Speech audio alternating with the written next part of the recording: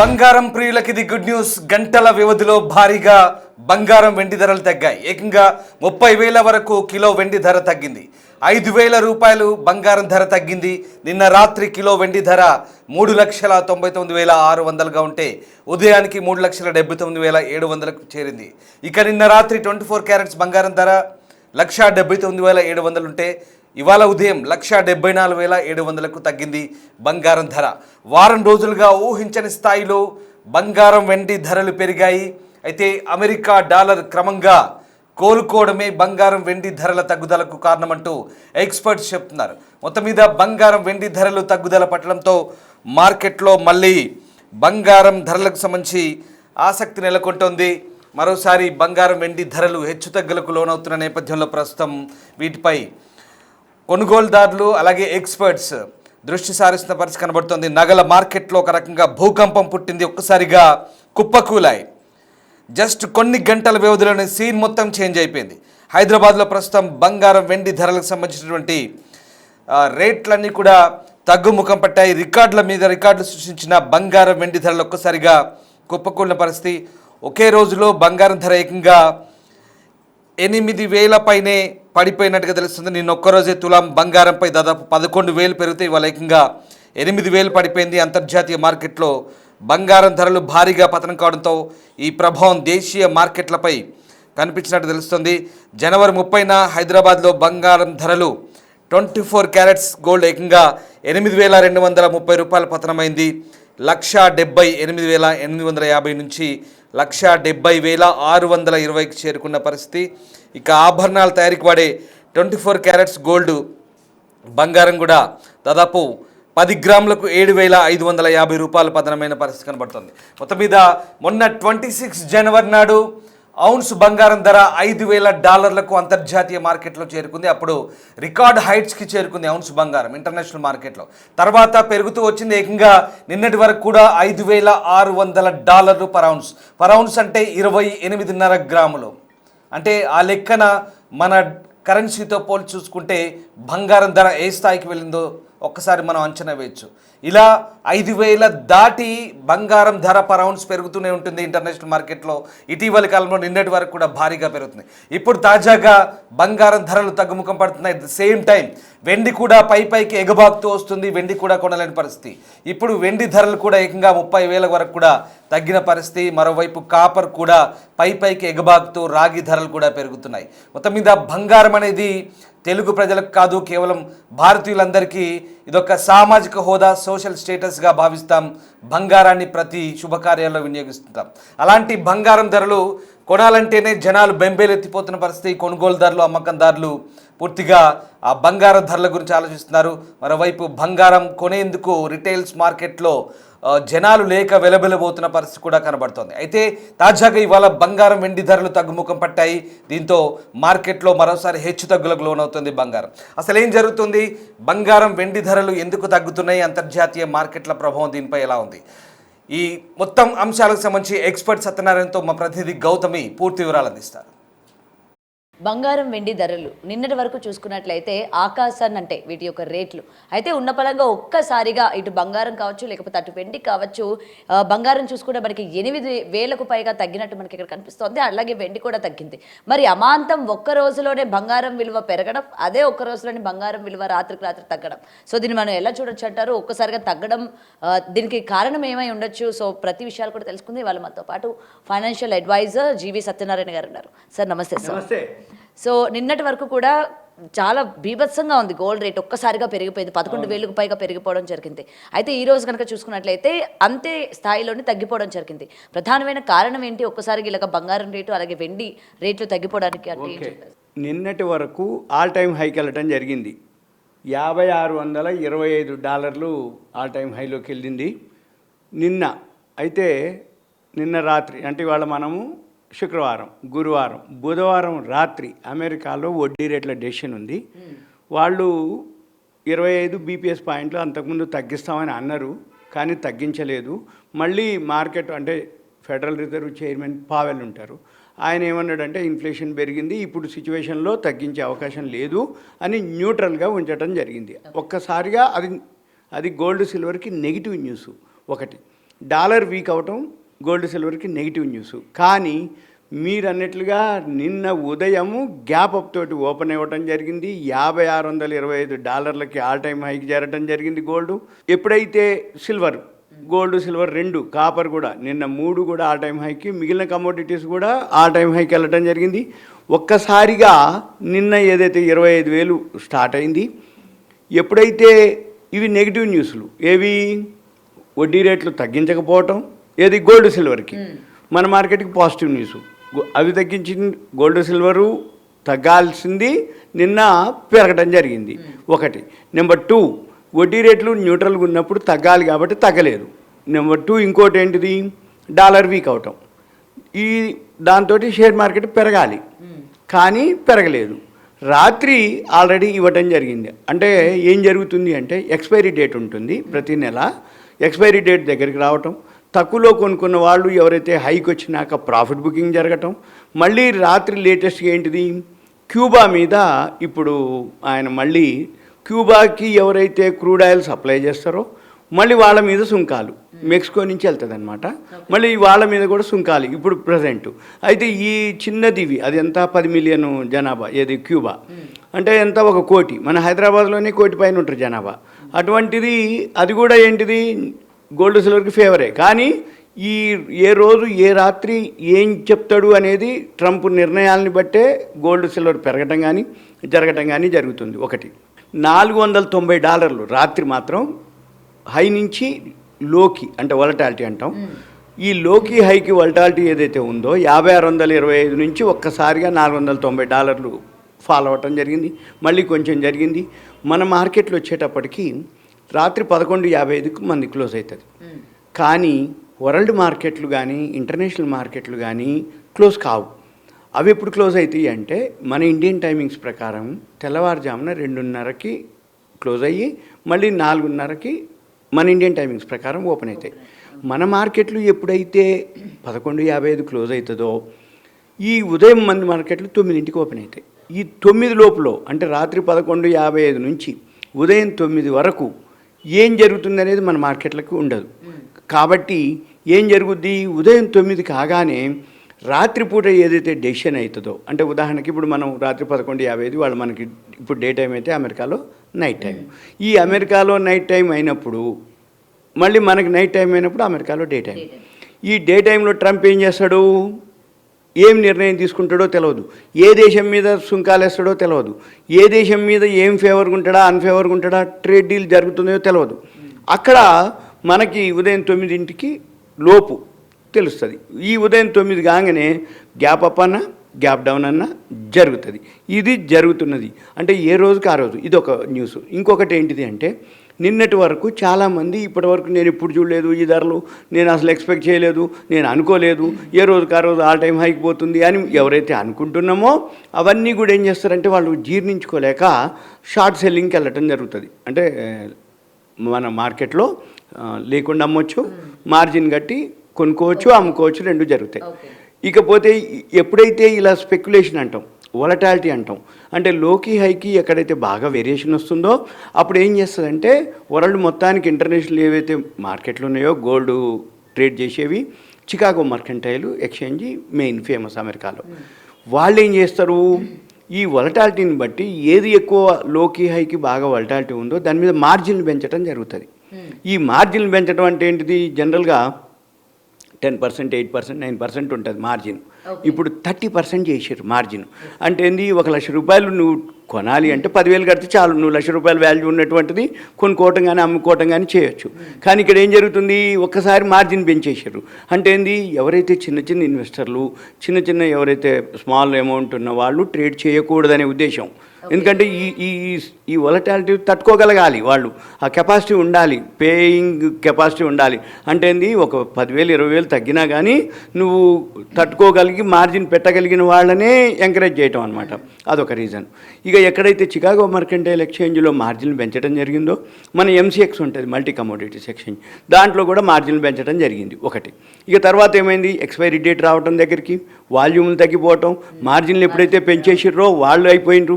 ఇప్పుడు రివర్స్ ఏంటిది అంటే ఎప్పుడైతే ఎక్స్పైరీ దగ్గరికి వచ్చిందో ఈ లోలో కొనుక్కున్నోళ్ళేంది మార్జిన్లు పెంచుకుంటూ పోతుంటే ఎప్పుడు పడుతుందో అని వాళ్ళకు ఒక భయం కూడా ఉంటుంది. అందుకని వాళ్ళు ఏం చేస్తారు, ఎందుకులే ఇవన్నీ ప్రాఫిట్ బుకింగ్ జరగడం ఒక వర్షన్, ఎక్స్పైరీ డేట్ ఒకటి, ప్రాఫిట్ బుకింగ్ ఒకటి, ఇంకొకటి ఏంటిది ఈవెంట్స్ లేవు. ఈవెంట్స్ మొన్ననే అయిపోయింది. ఏమి ఈవెంటు? ఇంట్రెస్ట్ రేట్ల ఈవెంటు. ఆ ఇంట్రెస్ట్ రేట్ ఈవెంట్ ఏదైతే ఉందో అది అయిపోయింది. ఇక ఈయన వారం రోజుల నుంచి, అంటే అంతకుముందు వెనిజులా అన్నాడు, గ్రీన్లాండ్ అన్నాడు, ఇప్పుడు మొన్న కెనడా అన్నాడు, మళ్ళీ ఇప్పుడు కెనడాకి మళ్ళీ తర్వాత లేటెస్ట్గా ఇరాన్ మీద యుద్ధ నౌకలు ఉండటం, ఇరాన్ మీద ఏ టైంలో అయినా యుద్ధం చేస్తామని అనటం, ఇవన్నీ జరిగి ఇప్పుడు మళ్ళీ లేటెస్ట్గా ఏంది క్యూబా. ఇవన్నీ జరుగుతున్నప్పుడు ఏంది రోజు ఇటువంటి అంటే వేరే పెద్ద ఈవెంట్స్ లేవు. అందుకని అదొక రీజన్. ఇంకొకటి ఏంటిది, అమెరికాలో సుప్రీంకోర్టు జడ్జిమెంట్ ఉంది. ప్రపంచ దేశాలన్నీ కూడా ఈ ట్రంప్ ఏదైతే చేస్తున్నాడో ఈ ట్రంప్ చేసే వ్యవహారం ఏదైతే ఉందో చట్టబద్ధత లేదు అని ఈ ప్రపంచ దేశాలన్నీ సుప్రీంకోర్టులో ఫైల్ చేసినాయి. అయితే దిగువ కోర్టులు మనకు ఫేవర్కి ఇవ్వటం జరిగింది, అంటే ప్రపంచ దేశాలకి. కానీ మళ్ళీ అక్కడ సుప్రీంకోర్టుకి వెళ్ళటం జరిగింది ఫైలు. ఇప్పుడు ట్రంప్ ఏమంటాడు, ఈ సుంకాలు టారిఫ్లతోటే అమెరికా ఎకానమీ స్ట్రాంగ్ అవుతుంది, అమెరికా ఎకానమీ స్ట్రాంగ్ కావాలి, అమెరికా ఆధిపత్యం వరల్డ్లో ఏదైతే కావాలి అంటే సుంకాలు టారిఫ్లు ఉండాల్సిందే, ఈ సుంకాలు టారిఫ్లతోటే రెవెన్యూ వస్తుంది. కాబట్టి ఒకవేళ ఈ సుప్రీంకోర్టు కనుక జడ్జిమెంట్ కనుక చట్టబద్ధత లేదు, ప్రపంచ దేశాలు ఫేవర్కి ఇస్తే ఈ సుంకాలు టారిఫ్లు వసూలు చేసినవన్నీ మళ్ళీ వీళ్ళకి రిటర్న్ ఇవ్వాలి. అప్పుడు ఫారిన్ ఇన్స్టిట్యూషనల్ ఇన్వెస్టర్స్ వెనకెళ్ళిపోతారు, అమెరికా ఎకానమీ దెబ్బతింటుంది, ఇన్ఫ్లేషన్ పెరుగుతుంది, కాబట్టి అనేది నడుస్తుంది. అయితే ఇప్పటికి కూడా ఇంకా సుప్రీంకోర్టు జడ్జిమెంట్ ఫేవరా అన్ఫేవరా న్యూట్రలా అనేది అనౌన్స్మెంట్ లేదు, ఎప్పుడు చెప్తామో అనేది కూడా తెలియదు, అది ఎప్పుడు అవుతుందో తెలియదు. ఇక వీటన్నిటితోటి ఇప్పుడు ప్రపంచ దేశాలన్నీ కూడా ఆల్రెడీ సెటప్ అయిపోయినాయి. ట్రేడ్ డీల్ జరిగిన వరకు జరిగిన దేశాలు ఉన్నాయి, ఇక జరగండి. ఇప్పుడు సపోజ్ మనం ఉన్నాం, ఇంకా ట్రేడ్ డీల్ జరగలేదు, ఒక నెల 2 నెలల కిందట ఏమని ట్రేడ్ డీలు 50% చేస్తామన్నారు. మళ్ళీ ఏమన్నారు, వద్దు మేము డీల్ చేసి 25 నుంచి 50% కాదు 35-40% మధ్యలో చేస్తామన్నారు. చర్చలు జరిగినాయి, కాలేదు. మళ్ళీ ఏమైంది, ఇరాన్ తోటి ఎవరైతే చమురు వ్యవహారం చేస్తారో మళ్ళీ వాళ్ళ మీద సుంకాలు వేస్తామన్నారు. ఇవన్నీ ఎన్ని జరుగుతున్నా మనము ఏమీ లేదు అంటే మనం ఏం మనం మాట్లాడకుండా తటస్థంగా ఉంటాం. మనం ఏం చేస్తాం, ఇప్పుడు మళ్ళీ ఎప్పుడైతే ఈ సుంకాలు టారిఫ్లు ట్రేడ్ డీల్ కాలేదో యూరోపియన్ తోటి యూరోపియన్ తోటి ఇప్పుడు మొన్న స్వాతంత్ర దినోత్సవానికి కూడా యూరోపియన్ వాళ్ళని చీఫ్ గెస్ట్ పిలవడం జరిగింది. అక్కడ ఒక అగ్రిమెంట్ FTA అంటారు, ఫ్రీ ట్రేడ్ అగ్రిమెంట్ జరగడం జరిగింది. దాంతో ఇప్పుడు మన ఎక్స్పోర్ట్స్ అన్నీ ఏవైతే ఉన్నాయో యూరోప్కి వెళ్ళిపోతాయి. యూరోప్కి వెళ్ళిపోతేంది, ఈ అమెరికా ఏదైతే ట్రేడ్ డీల్ అవన్నీ కాకపోయినా మాకు సంబంధం లేదు, ఆయన 50% అన్నీ ఎంత శాతం అన్నీ 35 అంటాడు, 40 అంటాడు, చర్చలు అంటాడు, అవన్నీ అవన్నీ తర్వాత సంగతి. కానీ మనం ఇప్పుడు యూరోప్ కానీ అంతకుముందు ఏం జరిగింది, ఇదే ట్రేడ్ డీలు జరుగుతుందని అనుకోగానే ఎక్కడైతే కాలేదో మన ఇండియాలో మొత్తం నిల్వలు పేరుకుపోవటం జరిగింది. ఏది గోడౌన్స్ అంటారు, ఇన్వెంటరీస్ అంటారు. ఈ నిల్వలు ఎప్పుడైతే బాగా పెరిగిపోయినాయో ఎక్స్పోర్ట్స్ ఆగిపోవడంతో మన ఇండియన్ ఎకానమీ వీక్ అవటం, ఈ ఇండస్ట్రీస్ అన్నీ మూతపడటం, ఎంప్లాయీస్ అందరికి కూడా ఉపాధి లేకపోవటం, ఎమ్మటే గవర్నమెంట్ ఏం చేసింది, GSTని తగ్గించడం జరిగింది. ఎమ్మటే ఏమైంది, ఎక్స్పోర్ట్స్ లేకపోయినా మన ఇండియాలో ఉన్నటువంటి మనమే GST తగ్గింది కాబట్టి కొనుక్కోవడం జరిగింది. అప్పుడు అవన్నీ క్లీన్ అయిపోయింది. ఇక నెక్స్ట్ ఏంటిది, మళ్ళీ వడ్డీ రేట్లు కూడా మనం కూడా తగ్గించడం జరిగింది. ఒక 25 ఏది అమెరికాలో వడ్డీ రేట్లు తగ్గించినప్పుడల్లా మనం కూడా తగ్గిస్తాం. ఇప్పుడు మళ్ళీ మనకు కూడా ఉంది ఫిబ్రవరిలో వడ్డీ రేట్లు, కానీ మనం కూడా న్యూట్రలే ఉంచుతాం, మనం ఏం తగ్గించాం. ఎందుకు అంటే అమెరికాలో వడ్డీ రేట్లు తగ్గినప్పుడు మనం తగ్గిస్తాం, అమెరికాలో వడ్డీ రేట్లు పెంచితే మనం పెంచుతాం, అమెరికాలో న్యూట్రల్ ఉంచితే మనం న్యూట్రల్ ఉంచుతాం. ఎందుకు ఉంచుతాము, అమెరికాలో వడ్డీ రేట్లు తగ్గించిండ్రు, మనం కనుక తగ్గించకపోతే అక్కడ ఇక్కడ మన దగ్గర వడ్డీ రేట్ ఎక్కువ ఉన్నప్పుడు ఏమవుతుందంటే మనకి ఇన్ఫ్లో ఎక్కువ వస్తుంది, అంటే మళ్ళీ వాళ్ళందరికీ మనం వడ్డీ పే చేయాలి. అందుకని గవర్నమెంట్కి భారం అవుతుంది. సపోజ్ ఇప్పుడు వడ్డీ రేట్లు అమెరికాలో న్యూట్రల్గా ఉంచినాం, మనం కూడా ఇప్పుడు న్యూట్రలే ఉంచుతాం. ఎందుకు అంటే అమెరికాలో కనుక ఇప్పుడు వడ్డీ రేట్లు వాళ్ళు న్యూట్రల్ ఉంచితే మనం తగ్గించినాం అనుకోండి, అప్పుడు ఏమవుతుంది, మన దగ్గర ఉన్నటువంటి ఫండ్స్ అన్నీ వెనక్కి వెళ్ళిపోతాయి. అందుకని మనం ఏం చేస్తాం, వడ్డీ రేట్లు అక్కడ న్యూట్రల్ ఉంచితే ఇక్కడ న్యూట్రల్, అక్కడ తగ్గించినాం అనుకో, ఇక్కడ తగ్గియకపోతే ఏమవుతుంది, మన కాడ ఎక్కువ ఉంది అనుకోండి, మనకు ఫండ్స్ ఎక్కువ వస్తే మళ్ళీ మనం వడ్డీలు పే చేయాలి. అందుకని గవర్నమెంట్ ఏం చేస్తుంది, ఇప్పుడు అమెరికాలో వడ్డీ రేట్ల డెసిషన్ అయిపోయింది మొన్న, న్యూట్రల్గా ఉంది. ఇప్పుడు ఫిబ్రవరిలో మనది వడ్డీ రేట్ల డెసిషన్ ఉంటుంది, అది కూడా న్యూట్రల్గా ఉంటుంది ఒకటి. ఇక ఎల్లుండి ఇప్పుడు మనం ఇవాళ శుక్రవారం, శనివారం రేపు సెలవు, ఆదివారం రోజు బడ్జెట్ ఉంది. ఈ బడ్జెట్లో ఇప్పుడు ఏదైతే గోల్డ్ సిల్వర్ ఏదైతే ఆల్ టైమ్ హైక్ పోవడం జరిగిందో, ఈ గోల్డ్ సిల్వర్ మీద ఏదో ఒకటి అంటే జిఎస్టీ అనేది మెయిన్. జిఎస్టీని అంటే ఇంపోర్ట్ డ్యూటీలు ఉంటాయి, ఎక్సైజ్ డ్యూటీలు ఉంటాయి. ఆ డ్యూటీలు తగ్గించరా అనేది మనకి బడ్జెట్ రోజు తెలుస్తుంది. ఒకవేళ బడ్జెట్లో గోల్డ్కి సిల్వర్కి కూడా ఏదైనా పాజిటివ్ చేయదలుచుకుంటే దాని మీద ఎక్సైజ్ డ్యూటీ కానీ జిఎస్టీలు కానీ కనుక తగ్గిస్తే మళ్ళీ మనకి ఓకే. ఎందుకు కొనుక్కోవడానికి ఇప్పుడు ఏంటిది తగ్గించే అవకాశం ఉంటుంది. లాస్ట్ 2 years బ్యాక్ చేసిర్రు ఒకసారి, ఏది ఆ ఎక్సైజ్ డ్యూటీ తగ్గటంతో ఒక్కసారి అయింది. మళ్ళీ అంటే అప్పుడు మనం ఏంటంటే గోల్డ్ ప్యూరిటీ అంటే 24 క్యారెట్స్ బార్లు ఇంపోర్ట్ చేసుకొని డ్యూటీ తగ్గించి మళ్ళీ మనం ఆర్నమెంట్స్ చేసి మళ్ళీ ఎక్స్పోర్ట్ చేస్తాం అనమాట. అది అప్పుడు ఆ డ్యూటీ తోటి బెనిఫిట్ అయింది. ఇప్పుడు కూడా జరుగుతుంది. అయితే ఇప్పుడు మళ్ళీ జిఎస్టీ ఏదైతే ఉందో దాన్ని ఇంకా తగ్గిస్తారా, లేకపోతే ఇప్పుడు బడ్జెట్లో ఏం చేస్తారు అనేది ఒకటి. ఇప్పుడు ఏంటిది మళ్ళీ బడ్జెట్ ఉంది. ఇప్పుడు ఈ మనం ప్రభుత్వం అన్నీ అంటే గమనించటం అంటే ఏంది, ఇప్పుడు యూరోపియన్తో టైఅప్ అయింది. యూరోపియన్తో టైఅప్ అయినటువంటి మనం ఏం ఎక్స్పోర్ట్ చేస్తాము, వాటి మీద ఏమైనా ట్యాక్స్లు ఉన్నాయా లేవా, వాటిని తగ్గించడం, ఎగ్జిబిషన్ ఇవ్వటం, లేకపోతే తగ్గించడం, లేకపోతే మనం ఇంపోర్ట్ చేసుకునే వాటి యూరోప్ నుంచి ఇవన్నీ ఉంటాయి. ఇప్పుడు ట్రంప్ ఏమంటుండు, అంతకుముందు ఏదైతే మనం రష్యా నుంచి చమురు దిగుమతి చేసుకుంటే మీ మీద సుంకాలు వేస్తాం అన్నాడు. ఇప్పుడు మనం తగ్గించినాం. మళ్ళీ ఇరాన్ నుంచి మనం తెచ్చుకోవడం జరిగింది. ఇరాన్ నుంచి అంటే ఇరాన్ మీద మళ్ళీ సుంకాలు టారిఫ్లు అంటుండు. ఇప్పుడు యూరోపియన్ ఉంది. ఇప్పుడు యూరోపియన్ మళ్ళీ ఏమంటాడో తెలియదు. అంటే ఈ నాటో దేశాలకి, అమెరికాకి, రష్యాకి ఆధిపత్యం కావాలి. ఇప్పుడు అమెరికా వాళ్ళ ఆధిపత్యం కోసం ఏంటిది, రష్యాకి సపోర్ట్గా రష్యాతో మిత్రత్వం ఉన్నటువంటి ఏమేమి దేశాలు ఉన్నాయి వాళ్ళతోటి ట్రేడ్ డీల్ ఏవైతే సుంకాలు టారిఫ్లు ఉన్నాయో ఇవన్నిటితోటి ఇప్పుడు జరుగుతూ ఉంటుంది. ఇప్పుడు మన పని ఏంది, రేపు మనకి బడ్జెట్ ఉంది, ఎల్లుండి ఆదివారం నాడు సెలవు లేదు మనకి, బడ్జెట్ ఉంది. కాబట్టి బడ్జెట్లో ఏం జరుగుతాయి, ఎక్స్పోర్ట్స్కి ఇంపోర్ట్స్కి బడ్జెట్లో ఈ సుంకాలు టారిఫ్లది ట్రేడ్ డీల్ ఏదైతే ఇప్పుడు ఇరాన్ది ఒకటి ఇష్యూ నడుస్తుంది. మళ్ళీ ప్లస్ ఇప్పుడు క్యూబా అంటే మనకు సంబంధం లేదు, మెక్సికో వాళ్ళకి క్యూబా వాళ్ళు, మనకేం లేదు. అయితే ఏం జరుగుతుంది అనేది మళ్ళీ మనం నెక్స్ట్ సండే అయినా చేసుకోవచ్చు, మండే తర్వాత అయినా మనము ఏంటిది బడ్జెట్ ఇంపాక్ట్ ఏముండబోతుంది అంటే గోల్డ్ సిల్వర్ మీద ఎలా ఉండబోతుంది, మార్కెట్ మీద ఎలా ఉండబోతుంది, లేదు ఇన్వెస్టర్లు ఎటువంటి జాగ్రత్తలు అంటే ప్రికాషన్స్ కానీ, లేకపోతే ఏది ఎంటర్ అవ్వాలన్నా, లేకపోతే హోల్డ్ చేయాలన్నా, లేకపోతే ఏది కొనాలి అనేది ఇప్పుడు గోల్డ్ సిల్వర్ అయితే ఫాలో అయ్యే అవకాశాలే కనపడుతున్నాయి. అండ్ కానీ ఇన్వెస్ట్ చేసే వాళ్ళకి ఏంటంటే ఇప్పుడు ఒక్కసారిగా తగ్గిపోయింది. అంటే మనం ఎప్పుడు గోల్డ్ తగ్గితే మహా అయితే ఒక 500 1000 రూపాయలు తగ్గడం చూసాం, కానీ మరి 10,000 అంటే రౌండ్ ఫిగర్ వేసుకుంటే మనకి 10,000. మరి ఇప్పుడు ఇన్వెస్టర్స్ మళ్ళీ వెనక్కి తగ్గే అవకాశాలు ఏమైనా ఉన్నాయంటారా? ఇప్పుడు ఉన్నాయి, కాకపోతే ఇప్పుడు మూడాలు అయిపోయినాయి. ఇప్పుడు ఫిబ్రవరి 1st వీక్ నుంచి మళ్ళీ మంచి రోజులు వస్తాయి. ఇప్పుడు మాఘమాసం పెళ్ళిళ్ళు అంటారు. మరి ఈ మాఘమాసం పెళ్ళిళ్ళు ఏదైతే ఉందో వాళ్ళు ఏం చేయాలిగా, తప్పదు అనుకుంటే బేసిక్వి కొనుక్కోవాలి. ఇన్వెస్ట్మెంట్ చేసేవాళ్ళు డిజిటల్ బెటర్, ఏది ఈటీఎఫ్లు ఉంటాయి, gold ETF, silver ETF, copper ఈటీఎఫ్లు ఇవి ఉంటాయి. అవి ఇన్వెస్ట్ చేయటం బెస్ట్. ఎందుకోసం అంటే అది కూడా ఎట్ ఏ టైం కాకుండా సిప్ ఉంటుంది, ఎస్ఐపి అంటే మంత్లీ ఇంత అని, లేదు తగ్గినప్పుడల్లా కొన్ని ఇండికేటర్స్ ఉంటాయి.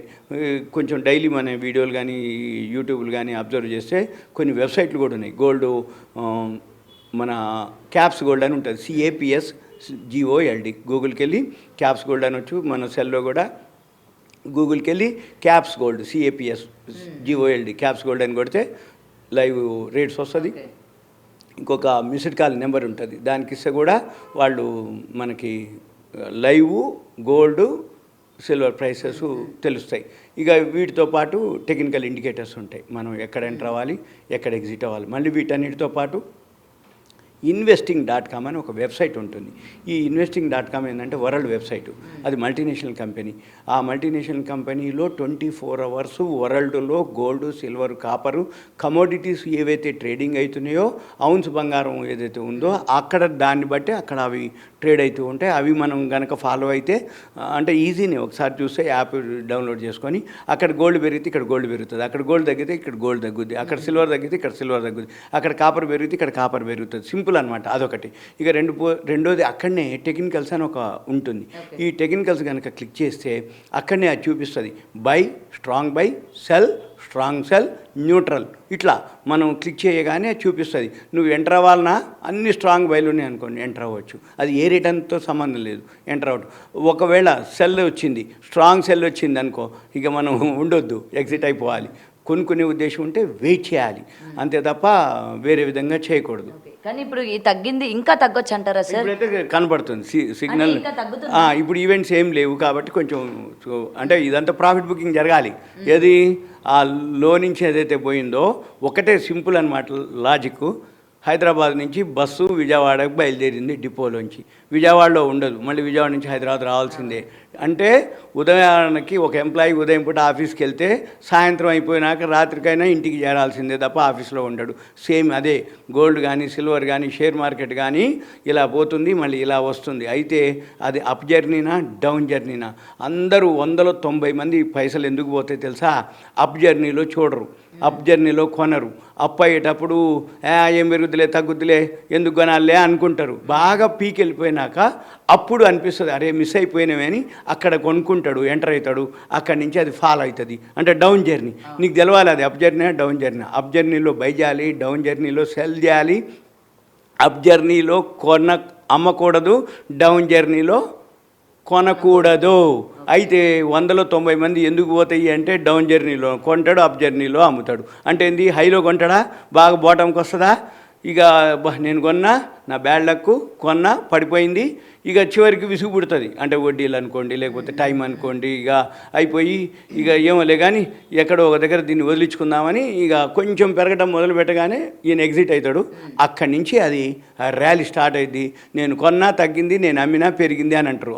అందుకని కనీసం బేసిక్ ఎంతో కొంత నాలెడ్జ్ తోటి చేయటం అనేది బెస్ట్. ఎవరు మామూలుగా అంతెందుకు చాలామంది లేడీస్ కూడా అంటే రోజు మామూలుగా ఇంట్లో ఉంటారు కదా, వాళ్ళే ఉన్నారు చాలామంది. ఏంది 1,50,000 టైంలో అంటే విలేజెస్ డిస్టిక్లో కూడా చాలామంది ఇంట్లో వాళ్ళతో పోరు పెట్టి గోల్డ్. ఇప్పుడు కూడా అదే రిపీట్ అవుతుంది అంటారా? ఒక్కసారిగా 10,000 తగ్గిపోయింది కాబట్టి మనం ఇంక ఇప్పుడు వెళ్ళి కొందామని? కాదు అది అప్పుడు జరిగింది. కానీ నాకు తెలిసిన వాళ్ళు మా ఊళ్ళో చాలామంది నేను ఇన్ని చెప్తారే నువ్వు ఇన్ని వీడియోలు చెప్తావురా, మేము ఎప్పుడో కొన్నావురా ఏది గోల్డ్ లోన్ తీసుకొని మళ్ళీ ఆ పైసలతోటి. ఇప్పుడు గోల్డ్ పెరిగిందా, వడ్డీ ఎంత అవుతుందా అంటారు.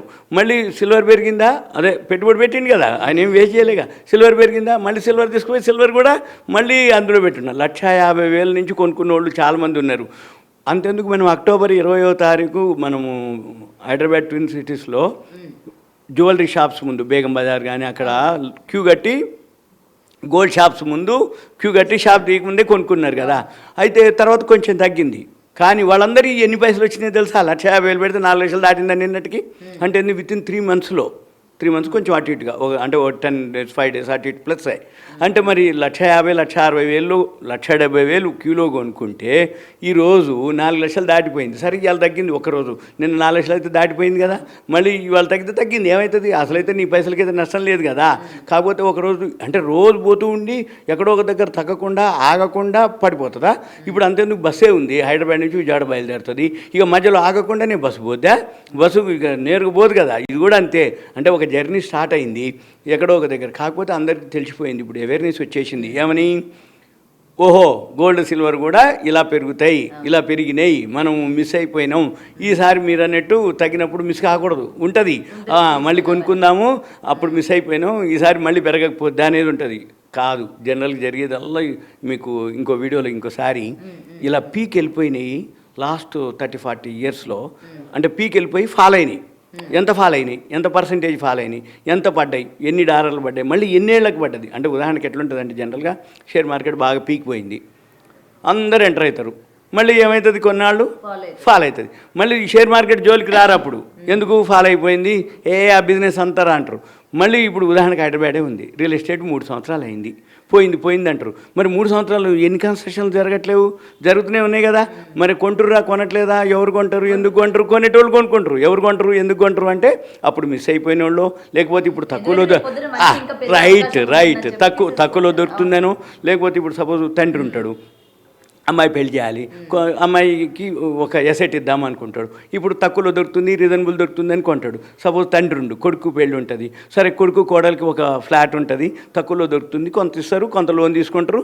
వీళ్ళిద్దరు ఇప్పుడు సాఫ్ట్వేర్ ఎంప్లాయీస్. ఇప్పుడు అమ్మాయిలు అబ్బాయిలు ఖాళీగా ఎవరు ఉండట్లేరు. సాఫ్ట్వేర్ ఎంప్లాయీస్ అన్నా ఏదో ఒక జాబ్ చేస్తుంటారు. ఈఎంఐలు కట్టుకోవచ్చు, మీరు కట్టుకోండి, రెంట్కి కట్టే బదులు కొన్నాళ్ళకి మీకు ఎసెట్ అవుతుంది, మేము కూడా కొంత ఇస్తామంటారు. అంటే వాళ్ళకి బెనిఫిట్ అవుతుందా లేదా? అంటే తగ్గిందంటే ఎక్కడ తగ్గింది? కొనేటోడు కొనుక్కుంటాడు. ఎవరు కొనుక్కుంటారు అంటే అంటే తగ్గిందని అంటాడు, కానీ ఎవరికైతే కొనుక్కునే వానికి అవకాశమే కదా. సేమ్ ఇది కూడా అంతే, గోల్డ్ అప్పుడు మిస్ అయిపోయినవని ఇప్పుడు ఎవరైతే అనుకుంటారో మళ్ళీ తగ్గినప్పుడు కొనుక్కోవాలి. కాకపోతే ఫాలో అప్ చేయాలి, అబ్జర్వ్ చేయాలి, డైలీ ఎక్కడెక్కడైతే ఏమవుతుంది ఇటువంటి కొన్ని కొంచెం అవేర్నెస్. ఇప్పుడు చాలామందికి సిల్వర్ మీద పెట్టొచ్చు అంటారు. సిల్వర్ పెట్టొచ్చు, కాపర్ పెట్టొచ్చు, గోల్డ్ పెట్టొచ్చు. కాకపోతే ఆల్రెడీ ఇప్పుడు 200% రిటర్న్స్ వచ్చింది నిన్నటికి 1 ఇయర్లోనే. ఏది సిల్వర్, కాపర్ అయితే 100% గోల్డ్ వచ్చింది, సిల్వర్ 200% వరకు వచ్చింది, కాపర్ అయితే 60%. ఓకే. అయితే ఈ 2026లో గోల్డ్ సిల్వర్, కాకపోతే ఇప్పుడు కొంచెం వెయిట్ చేయడం బెటరు. తగ్గినప్పుడు చేయొచ్చు, లేదు ఇంకో 2 రోజులు బడ్జెట్ ఉంటుంది. ఇంటర్నేషనల్ మార్కెట్ని ఫాలో అవ్వాలి. ఈ ట్రంప్ ఏ రోజు ఏం జరుగుతుందో తెలియదు.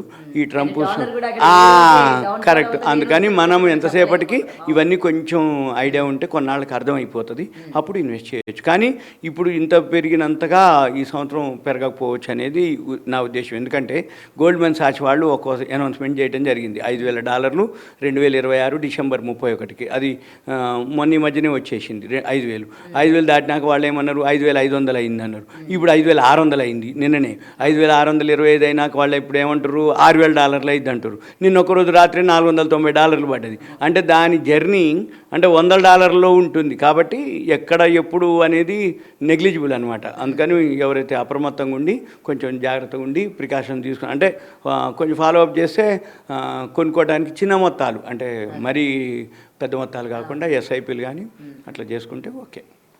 Thank you. బంగారం వెండి ధరలు నిన్నటి వరకు చూసుకున్నట్లయితే ఆకాశాన్ని అంటే వీటి యొక్క అంత